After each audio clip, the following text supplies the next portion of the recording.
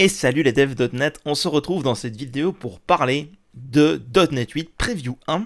Alors dans cette vidéo je vais faire ça un peu sous forme de R&D, l'idée c'est de faire un peu de veille techno sur ce qui est sorti récemment, comme tu le vois ça date du 21 février, donc j'ai essayé de coller au maximum à la date de sortie, ça change un peu de mes habitudes de publication également, mais le but en fait c'est de faire de la veille technologique par rapport à ce qui sort en .NET pour que ça puisse justement intéresser et parler au plus grand nombre qui n'ont pas forcément l'habitude d'aller faire de la veille par eux-mêmes, donc ça leur donnera une source de veille. Avant de rentrer dans le vif du sujet, si tu aimes ce que je fais et que tu veux me soutenir et soutenir mon travail, n'hésite pas à liker cette vidéo avec le pouce bleu sous la vidéo. Tu peux également t'abonner à ma chaîne sans forcément d'ailleurs activer les notifications, sens-toi libre de le faire si tu veux être directement prévenu quand je poste une nouvelle vidéo, mais dans tous les cas ton abonnement aide beaucoup ma chaîne à être mieux référencée et ça la plaît d'ailleurs à l'algorithme YouTube. Et si tu veux plus de contenu autour des techno.net, tu peux te rendre sur ma plateforme htslearning.com, tu as le lien juste ici là, et également en bas dans la description de cette vidéo, je publie là-dessus tout mon catalogue en e-learning autour des techno.net, et d'avant je te remercie de ton soutien très important pour ma chaîne. Donc dans cette vidéo je vais te parler de .NET 8 Preview 1 qui est donc sorti très récemment, le 21 février. On va faire un petit peu le tour de ce qui a été publié, donc en fait j'ai trois onglets, on a la partie .NET, on a la partie ASP.NET et la partie EF, on va faire le tour de ce qui a été fait. Il faut savoir que c'est la toute première preview, donc de façon générale, il ne faut pas tenter de dire tiens je vais migrer mes applications sur .NET 8 Preview 1 parce que c'est disponible. Microsoft va très probablement faire beaucoup de modifications par rapport à ce qui a été publié là. Ça m'est déjà arrivé, j'ai voulu aller trop vite sur ce genre de choses et au final ils ont cassé des choses par rapport à ce qu'ils avaient fait précédemment.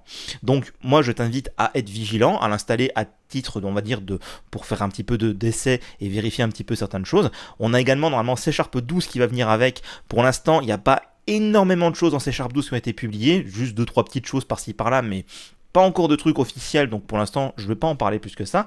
On va parler de .NET 8 Preview 1. Donc tout d'abord il faut savoir que tu peux l'installer sur ton poste, pour ça il te faut Visual Studio 2022 17.6 Preview 1 pour que ce soit compatible avec .NET 8 et les premières versions de C# 12 pour avoir accès à tout ça, mais sinon en fait il n'y a pas grand chose qui a vraiment changé. Petite chose à noter, c'est que .NET 8 est une LTS. Je sais que c'est un sujet qui est très important pour certaines entreprises. En effet, LTS Long Term Support, ça veut dire qu'elle va être supportée pendant 3 ans si je ne me trompe pas. Donc elle va avoir un cycle de support qui est plus long, comme .NET 6 actuellement, qui va nous permettre en fait de ne pas migrer forcément sur les dernières versions. Alors moi, à titre personnel, sur mes projets et les projets de mes clients, je migre sur chaque version majeure de .NET parce que la migration de la version N à N+1 est généralement très facile et on bénéficie de toutes les avancées. Et en plus de ça, quand .NET 8 va sortir, on sera quasiment à la fin de la LTS .NET 6. Donc au final, avoir une LTS n'est pas en soi pas super utile vu que tu te retrouves dans tous les cas dans le rush de devoir migrer directement quand la nouvelle LTS va sortir. Donc autant le faire directement quand il y a une nouvelle version majeure, surtout que, encore une fois, passer de N à N+1, c'est vraiment généralement anodin. Alors, qu'est-ce qu'il y a dans cette version de Preview 1 de .NET 8 ? Donc ici, on a un petit peu d'informations, notamment par rapport au roadmap de ce que Microsoft a prévu sur chacun de ces différents points. Donc ASP.NET et Blazor, qui est souvent mis au début parce que c'est le gros truc, même si là c'est trié par ordre alphabétique, mais c'est souvent ASP.NET Core qui est mis en avant parce qu'il faut rappeler que .NET et .NET Core a été publié comme ça avec ASP.NET, donc c'était la première chose qui est arrivée en open source, donc c'est pour ça qu'il est souvent mis en avant. On a également la roadmap de EF Core 8.0. On va revenir sur EF Core dans le prochain onglet. ML.NET MAUI. Après, on a Nugget, Roslyn, le runtime. Qu'est-ce qu'ils ont prévu dans le runtime, donc dans la roadmap. WinForms et WPF. Donc, tout ce qui est prévu dans chacune des roadmaps. Donc, il suffit simplement d'aller sur cette URL, devblogmicrosoft.com announcing.NET 8 Preview 1. Donc, cette URL là. Je te le mets le lien d'ailleurs dans la description pour pas que tu aies besoin de la taper depuis la vidéo. Et donc tu pourras accéder au roadmap des produits qui peuvent t'intéresser. Si par exemple tu es un développeur WinForms, tu vas pouvoir voir qu'est-ce qu'ils ont prévu pour la roadmap WinForms. Juste en cliquant sur ce lien, ça te ramène sur leur GitHub, sur leur MD. Et donc en fait, ils te montrent tout ce qu'ils ont prévu ici en WinForms pour .NET 8. Alors attention, c'est une roadmap, ça ne veut pas dire que tout ce qui est dessus va être tenu, mais en tout cas c'est la ligne directrice qu'ils vont essayer de suivre. Comment est-ce qu'on peut installer .NET 8 déjà ? Il faut savoir que comme d'habitude avec .NET, c'est disponible sur les 3 systèmes d'exploitation, Windows, macOS et Linux. On a également des containers qui sont directement disponibles. Il faut savoir d'ailleurs que depuis .NET 6, il est possible d'installer .NET sous Linux très facilement, parce que notamment si tu es sous les variantes Ubuntu, parce que maintenant ça a été ajouté dans les repos officiels de Ubuntu, donc tu peux directement taper sudo apt install .NET -SDK pour le SDK si tu veux développer, et ça va te permettre d'avoir directement .NET sans avoir besoin besoin de faire des ajouts d'images et ainsi de suite. Bref, c'est beaucoup plus simple. Comme ils le disent ici, c'est bien VS 17.6 Preview 1 pour .NET 8. Après, je pense que ça marche aussi avec la 17.5 vu qu'il n'y a pas grand chose. Alors, qu'est-ce qu'ils ont fait encore une fois avec .NET 8? L'idée encore une fois c'est de faire des corrections, des ajouts de features et des modifs de performance pour améliorer la performance. Donc on va y venir.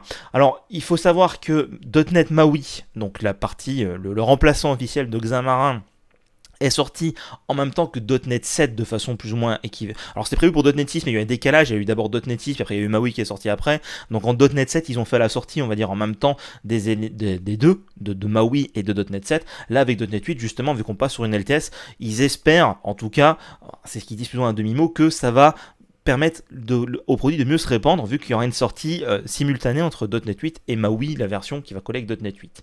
Donc leur idée c'est de faire le focus sur la qualité et la performance basé sur ce que leur remontent les développeurs et sur ce dont ils sont au courant de façon interne.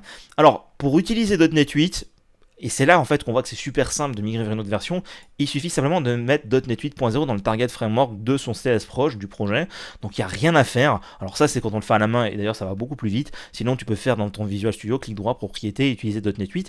Il faut bien sûr avoir installé .NET 8 et si tu utilises une version stable comme la version 17.5, il faut que tu penses à aller cocher dans les options le fait d'autoriser Visual Studio version stable à utiliser des préversions du SDK pour que ça fonctionne. Et si tu es en preview, c'est automatiquement activé. Alors qu'est-ce qu'il y a maintenant dans .NET 8 Preview 1?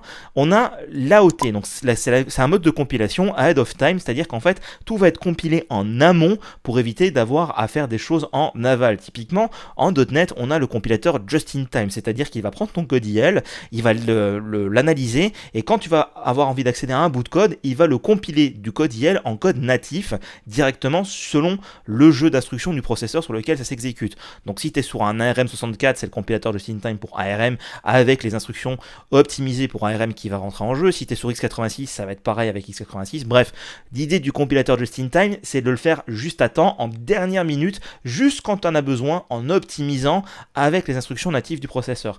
Et ahead of time, justement, le principe, c'est de dire, ok, je sais déjà qu'est-ce que je vais cibler, quelle plateforme je vais cibler, quel jeu d'instructions de processeur je vais cibler, quel système d'exploitation, et donc de lui demander, fais-moi déjà la compilation et l'optimisation en amont, de telle sorte que quand je vais l'exécuter, il y a déjà les instructions natives, il n'y a pas besoin de les recompiler, parce que voilà, j'en ai besoin, et parce que d'ailleurs certains environnements ne permettent pas d'avoir un compilateur just-in-time, je pense d'ailleurs à tout ce qui est autour de la sphère Apple.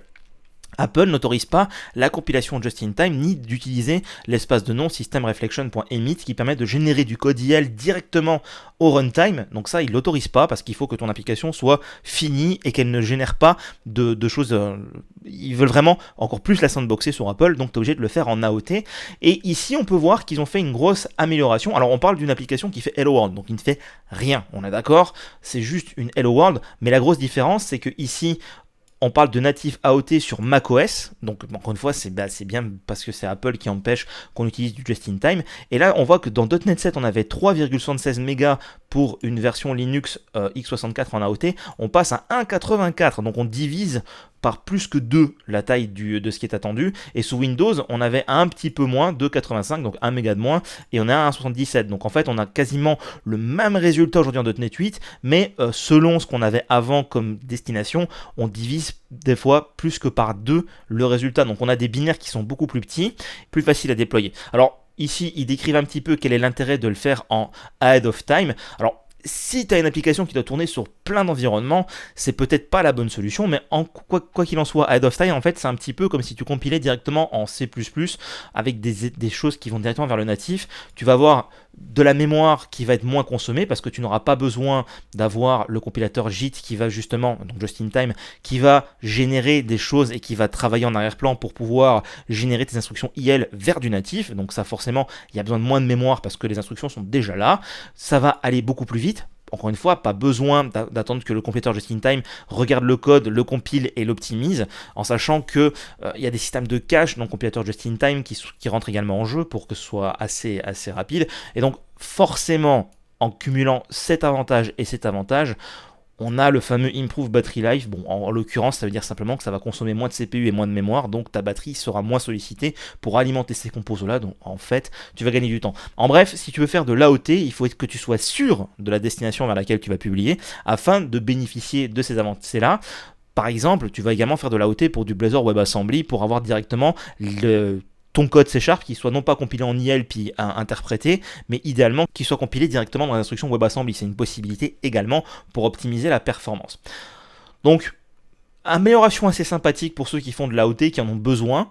Ça, typiquement, c'est le secteur dans lequel MAUI va forcément avoir de grandes avancées par rapport à ça, vu que la compilation des applications iOS se fait en AOT, et donc forcément, on a des binaires réduits avec tout l'avantage qu'il va y avoir. Donc, on va avoir également moins de reliquats, moins de choses à traiter.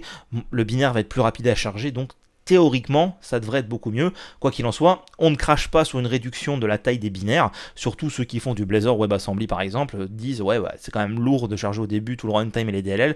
Typiquement, quand on voit qu'il y a des améliorations qui se font ici, on peut espérer que le runtime, les DLL et tout ça soit un peu plus réduit et que donc le temps de chargement initial de ton application WebAssembly aille beaucoup plus vite. Ensuite, nous avons les containers images qui ont été forcément mis à jour avec .NET 8. Donc, on a des petites modifications, comme typiquement ici, la version par défaut de Linux passe en Debian 12, donc en fait il y a des mises à jour par rapport à l'OS qui est utilisé. Ça c'est assez intéressant, c'est qu'ils ont en fait le container qui va s'exécuter en mode non-root. Qu'est-ce que ça veut dire? En fait, pour ceux qui n'ont pas l'habitude, en Linux, l'utilisateur root, il peut globalement tout faire. Donc le problème de faire tourner son container avec .NET en mode root, ça veut dire qu'on peut facilement, s'il y a une faille de sécurité dans notre application .NET, détruire tout ce qu'il y a dans le conteneur, et s'il y a une faille dans Docker, remonter du conteneur au système d'exploitation pour détruire le serveur.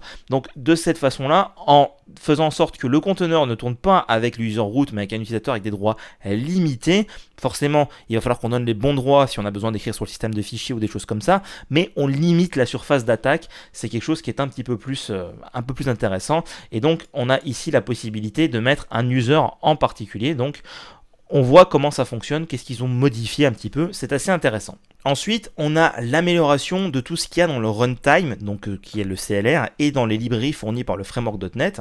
Ici, nous avons des méthodes utilitaires qui ont été rajoutées pour la partie aléatoire, parce qu'en fait, il y a deux façons de générer des aléatoires en .NET. On a system.random, qui est probablement la plus utilisée, mais qui n'est pas un aléatoire valide pour la cryptographie. Pour ça, sinon, il faut utiliser ce qu'il y a dans la cryptographie Random Generated Number, parce que celui-ci étant prédictible et modifiable, on pourrait avoir des failles de sécurité si on l'utilise pour pouvoir faire certaines choses. Donc, de façon générale, on va utiliser random, c'est moins complexe, c'est plus facile, mais si on a besoin de faire de l'aléatoire pour de la cryptographie, il faut utiliser celui-ci.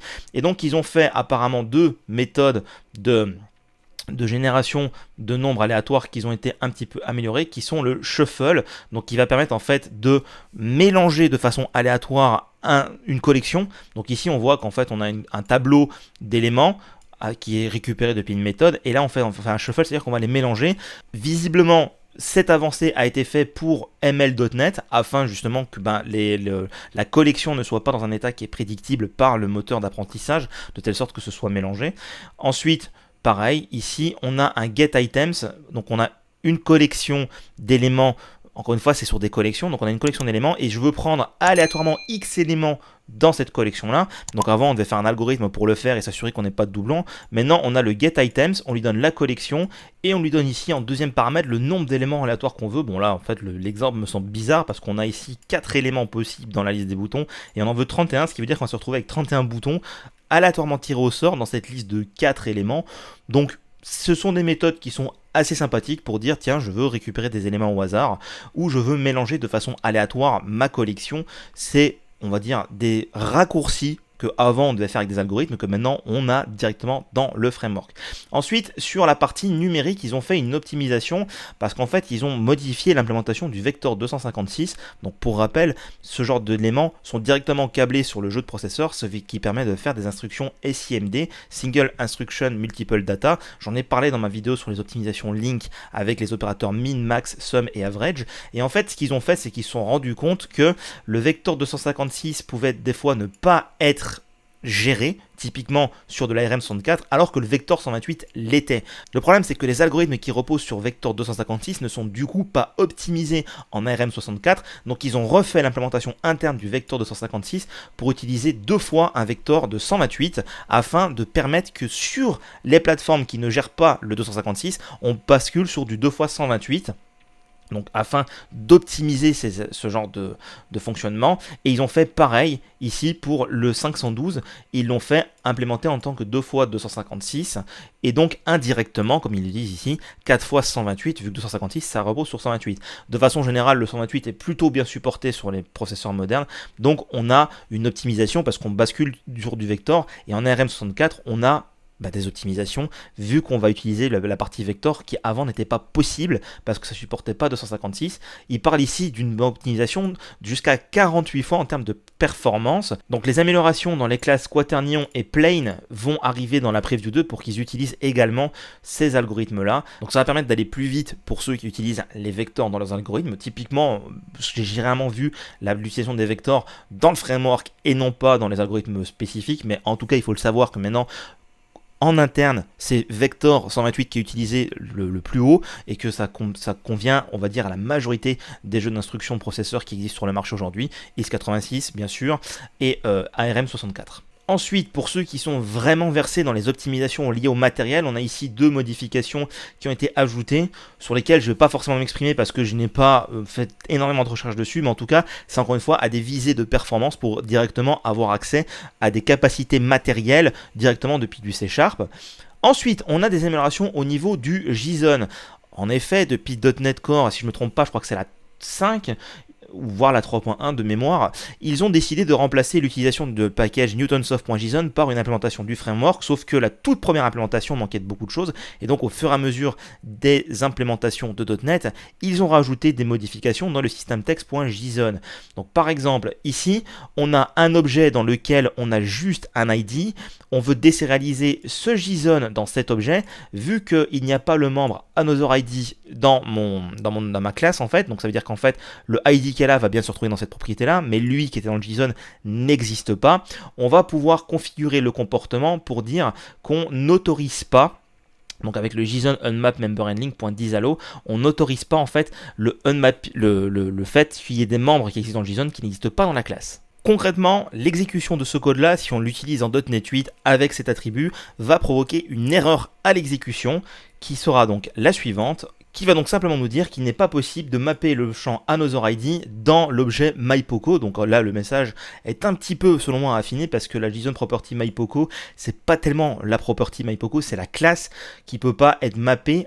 En fait, c'est la propriété qu'ils ont donc ici dans le deserialize, la valeur qui est là, le JSON ne peut pas être mappé à une classe MyPoco parce qu'il manque en fait le champ AnotherID. Donc en fait, avant c'était quelque chose qui était passé sous silence, maintenant on peut spécifier explicitement si dans le JSON il y a un élément en plus qu'il n'y a pas dans ma classe, je veux que tu renvoies une exception. Attention, ça se passe à l'exécution, je précise, donc il faut être vigilant là-dessus. On a également les source generators, quelque chose qui est très pratique en JSON parce qu'il faut savoir que majoritairement le JSON va faire de la réflexion au runtime pour déduire les propriétés par rapport à ce qu'il y a dans le JSON et ainsi de suite. Donc on peut utiliser ce qu'on appelle les source generators, c'est-à-dire générer du code C# automatique pour pouvoir faire le mapping JSON le plus performant possible. Et il va donc maintenant supporter le nouveau mot-clé required qu'on rajoute à nos classes et également le init. Il était temps pour le init, ça fait un moment qu'il était là depuis C# 9. Maintenant c'est supporté par les source generators pour faire en sorte qu'ils exploitent au maximum ces 2 mots-clés. Ensuite, si tu es un adepte de l'héritage et que tu utilises notamment l'héritage entre interfaces et que tu utilises ce type de notation, c'est-à-dire i, mon interface, valeur est égale à new, ma classe qui implémente cette interface, et que cette interface fait partie d'un héritage, le serializer va maintenant se rendre compte que la classe iderive dans cet exemple-là hérite de eBase et va donc récupérer les informations depuis la hiérarchie, chose qui n'était pas forcément le cas avant, parce que vu que c'est l'évaluation du type concret au runtime, donc du type de variable qui était derived, avant, le serializer se contentait d'observer ce qu'il y avait directement dans cette interface et donc de récupérer uniquement ce qu'il y avait dedans. Maintenant, il va également parcourir l'arborescence ascendante, donc ceux qui sont au-dessus de lui, pour aller voir les propriétés. Et vu qu'on est ici sur un type concret qui implémente les deux, mais qui a été stocké dans une variable de type iDerived, il va quand même bien faire l'exploration de la hiérarchie pour aller récupérer les informations. Ensuite, on a le support de nouveaux casing, à savoir le snake case et le kebab case. Donc snake case, c'est la séparation par des underscores et le kebab par des tirets. Donc on peut directement mettre une property naming policy ici dans les options de sérialisation, ce qui veut dire qu'en fait, au lieu de tout mettre de mettre uniquement la première lettre en minuscule, comme c'est le cas en JavaScript, genre property name c'est un P minuscule, et puis on garde le N majuscule pour séparer les différents éléments, en choisissant un autre casing, on va avoir une transformation en JSON, donc là ici c'est du snake case tout en minuscule, donc property underscore name pour séparer les éléments, donc pour ça il va se baser sur les majuscules pour faire la séparation des mots par rapport à vos propriétés, donc ça nécessite forcément de respecter les conventions de nommage, et donc on se retrouve avec ces différentes nouvelles policies de naming des propriétés lorsqu'on va vouloir faire de l'output en JSON. Donc on a le camel case qui est celui par défaut qu'on utilise aujourd'hui, donc un P minuscule qui est inscrit ici et après toutes les autres lettres qui séparent les mots avec des majuscules. On a le kebab et le snake case avec la version tout en minuscule, tout en majuscule, donc plusieurs nouvelles naming policies. Bon, après, de façon générale, je vous recommande de rester en camel case, qui est le standard, mais si vous en avez besoin pour une raison qui vous est propre par rapport à des choses qui sont particulières, il faut savoir qu'en .NET 8, il sera plus obligé de faire des algorithmes spécifiques pour avoir le renommage des variables. Ensuite, nous avons ici la possibilité d'avoir le make read only et le is read only, c'est-à-dire qu'en fait on va freezer, on va rendre immuables les options du serializer. Donc typiquement ici ce qui a été fait, c'est qu'on a créé une instance de JSON serializer option en spécifiant, là en l'occurrence des converteurs très particuliers, et qu'après ils ont été fait en read-only pour les exposer en tant que propriété. Bon, la propriété qui est privée, mais bon, quoi qu'il en soit. Pourquoi est-ce que ça a été fait? Eh bien, tout simplement pour qu'une fois que les options ont été définies, on ne puisse pas aller les modifier. On veut simplement les rendre immuables. C'est une petite amélioration qui peut être sympathique, notamment si vous exposez des options à certaines personnes pour qu'elles les consomment. Elles ne vont pas pouvoir comme ça aller changer des choses. Elles vont devoir consommer ces options-là telles qu'elles ont été définies. Ça peut être pratique dans le cas où vous avez décidé de créer un framework qui expose des options JSON. Ensuite, on a des types qui sont focus sur la performance, notamment tout ce qui est dans système collection.frozen. En fait, ça rejoint un petit peu ce qu'on a vu juste au-dessus avec le read-only. C'est des collections, une fois qu'elles ont été alimentées, on va les freezer, ce qui veut dire qu'on ne va plus pouvoir écrire dedans. Contrairement à la majorité des collections qu'on a aujourd'hui, qui sont les listes, les queues, les dictionaries, ainsi de suite, quand on utilise un frozen set, donc quelque chose qui a été défini comme étant frozen, donc là on en a deux, frozen dictionary et frozen set, qui est en fait une liste en mode frozen, on va uniquement pouvoir faire de la lecture dedans, et donc ça va leur permettre de faire des optimisations, vu qu'on sait que de toute façon la collection est dans un état fini. Donc on va pouvoir définir des optimisations algorithmiques pour dire il n'y aura jamais un nouvel élément. Donc si je prends un exemple qui est tout bête, si on prend la liste et qu'on regarde comment elle a été implémentée de façon interne, elle commence avec un tableau de 4 éléments, et puis quand on ajoute un 5e elle passe à 8 éléments, et après qu'on ajoute un 9e elle passe à 16 éléments, ainsi de suite, donc elle augmente en puissance de 2 comme ceci. Et bien là, vu qu'on est sur quelque chose de frisé, de gelé qui va plus bouger, on n'est pas obligé d'avoir un tableau avec des éléments vides à la fin. On peut raccourcir la taille du tableau à l'élément final de cette collection gelée pour avoir des optimisations algorithmiques, ce qui va nous permettre d'aller un peu plus vite. Il précise bien qu'il existait déjà des immutable arrays ici avec le toImmutable qui a également profité de ces améliorations de performance. Donc là, on a un peu plus de détails par rapport à ça. Ensuite, des améliorations de performance au niveau de la méthode indexOfAny.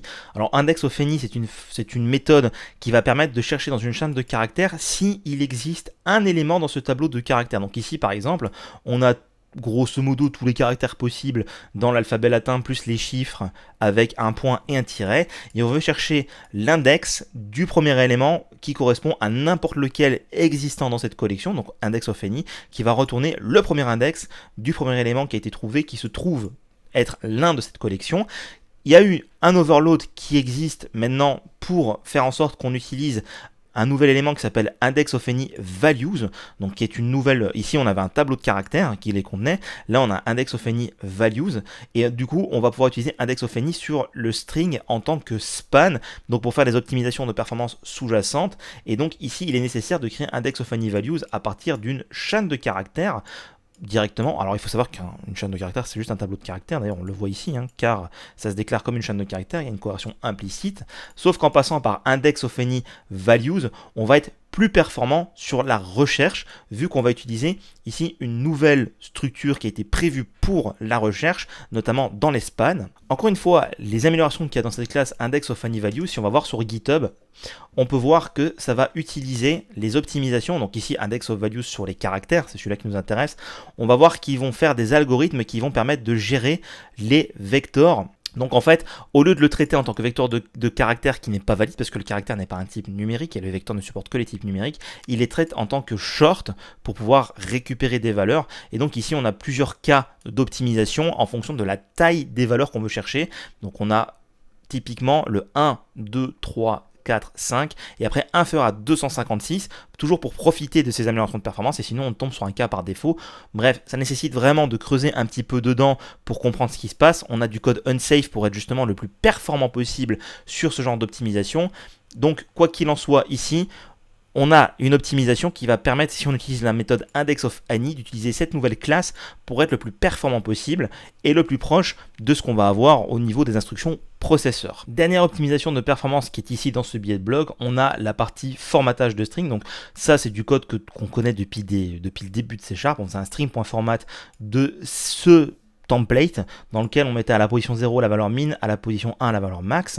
Depuis C# 6 et l'interpolation, on utilise le dollar, et donc ici on a un string.create parce qu'on est sur une culture invariante, donc on peut faire l'interpolation avec min et max. Le problème qui est remonté ici, que ce soit par cette première variante ou par cette seconde variante, c'est que typiquement min et max étant des paramètres, on ne sait pas leur valeur avant l'exécution effective au runtime. Donc il n'y a pas vraiment d'optimisation possible au niveau du runtime jusqu'à ce que ils aient décidé d'utiliser le composite format. Donc c'est encore une fois un nouveau type qui a été ajouté. Donc cette classe, le composite format, en fait, va vous permettre de parser un message.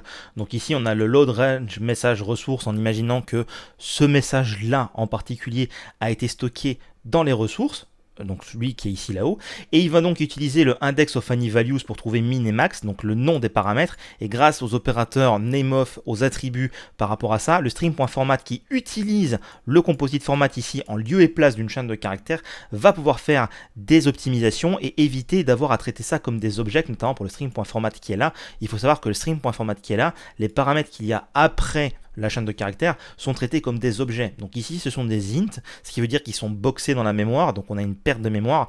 Quant à ici, avec le string.format, avec ce type-là, on va éviter le boxing, de prendre tout ça comme des objets, étant donné qu'il s'agit d'une version générique. C'est ce qui est prévu ici. Donc on a aussi d'autres optimisations, comme ils le disent, en termes de performance sur les hash et ainsi de suite. Bref, tout n'est pas forcément couvert dans ce billet de blog. Mais en tout cas, comme on le voit, encore une fois, avec .NET 8, ils ont fait dans le runtime et dans le framework des optimisations dédiées à la performance.